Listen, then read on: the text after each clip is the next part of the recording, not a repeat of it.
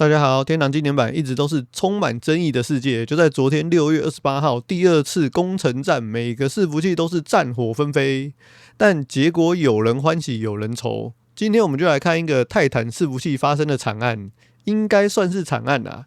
就在昨天攻城戰尾聲的時候啊，泰坦伺服器的肯特城發生了一起戲劇性的事情。一個原本應該是穩拿到城的血盟，卻在最後1分鐘城堡就從手中溜走了。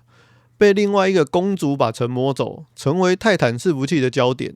這到底是一場精心策劃的偷襲，還是一場自己人的背叛呢？我們一起來看看這件事情吧。為了找泰坦肯特城的畫面啊，我花了一點時間在 YouTube 上面找到了一個泰坦伺服器的創作者 Z 爺，他昨天直播的 VOD。然後呢，他也剛好是耀西盟輝的王族之一，也是這個摸城事件直接影響到的聯盟成員。應該是有被影響到啦。他的影片呢也有記錄這場攻城戰，從他的視角可以看到這個城堡內部的混戰，以及肯特城被摸走的那一瞬間。我們就一起來看他的畫面吧。這是他最後進肯特城的畫面。看到塔的時候，周圍一片混亂。就在這個時候呢，我們可以看到塔旁邊有一位緊緊貼着塔的公主。這樣其實我們就可以知道，這位公主並不是趁亂摸到塔旁邊的，而是跟聯盟成員一起攻到塔旁邊，並且也試圖想要將城摸走的行動。所以看到這個畫面呢，其實也可以直接排除路人偷摸的可能性，因為耀西盟輝的人數根本不可能有路人或者是不認識的人可以輕易摸到塔的旁邊。就在王冠被摸走的時候啊，全部人都會被傳出去，隨之攻城戰也結束了。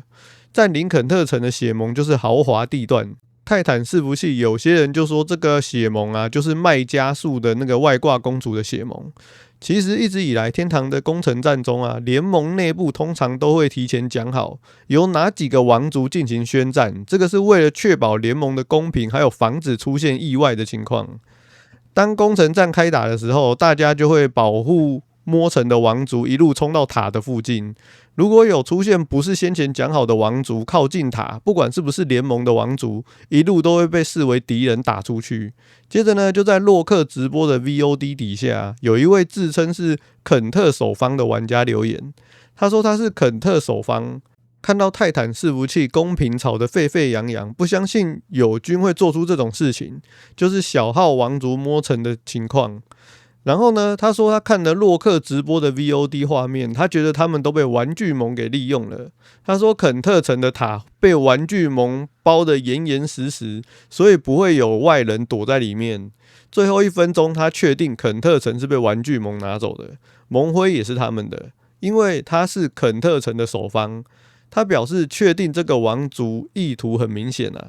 就是想要利用分身王的身份進行分贓，這樣就不用分給其他的友軍。他覺得他們友軍就是一堆人被利用當槍使，覺得很惡心啊，要來去退盟了。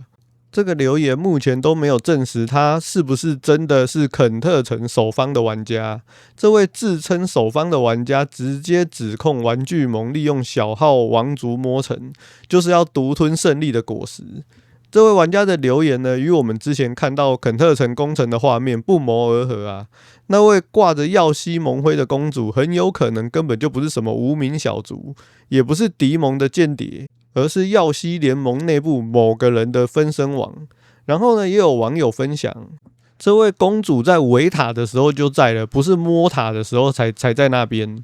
所以這個情況啊，很有可能是一個精心策劃的騙局，想要一個人獨吞稅金的行為。也有網友表示啊，這個就是同盟輝的小號王，獨拿稅金不分給守城的盟友。雖然只有幾千萬，可是一個人獨拿也是爽賺。在雙方大戰的時候啊，小號王一直就在裡面等摸城了。就算是同盟輝在城旁邊的聯盟王看到非聯盟王，就算是同盟輝的也會被打出去。會聯盟的王都是有認識的，以為那麼好魚目混珠，不然早就打出去了。